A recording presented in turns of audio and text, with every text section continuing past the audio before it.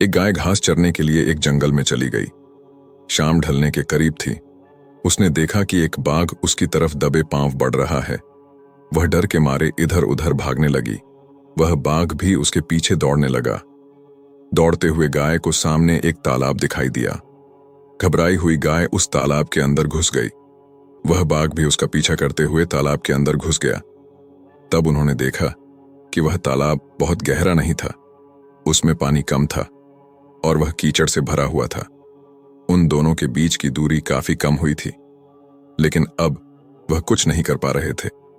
वह गाय उस कीचड़ के अंदर धीरे धीरे ढंसने लगी। वह बाघ भी उसके पास होते हुए भी उसे पकड़ नहीं सका। वह भी धीरे धीरे कीचड़ के अंदर ढंसने लगा। दोनों ही करीब करीब गले तक उस कीचड़ के अंदर फंस गए। दोनों हिल भी नहीं पा रहे थे। गाय के करीब होने के बावजूद वह बाघ उसे पकड़ नहीं पा रहा था। थोड़ी देर बाद गाय ने उस बाघ से पूछा, क्या तुम्हारा कोई गुरु या मालिक है?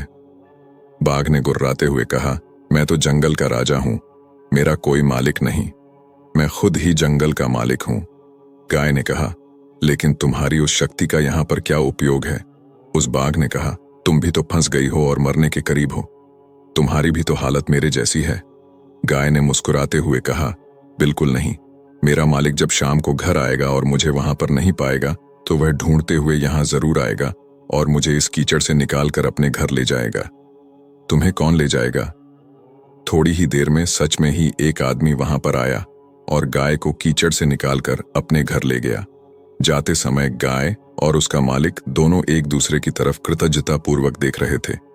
वे चाहते हुए भी उस बाघ को कीचड़ से नहीं निकाल सकते थे, क्योंकि उनकी जान के लिए वह खतरा था। अब इस वृतांत से क्या सीखने को मिलता है?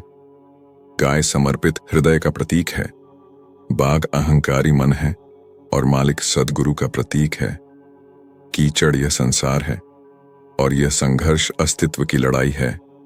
किसी पर निर्भर नहीं होना अच्छी बात है, लेकिन उसकी अति नहीं होनी चाहिए। आपको किसी मित्र, किसी गुरु, किसी सहयोगी की हमेशा ही जरूरत होती है।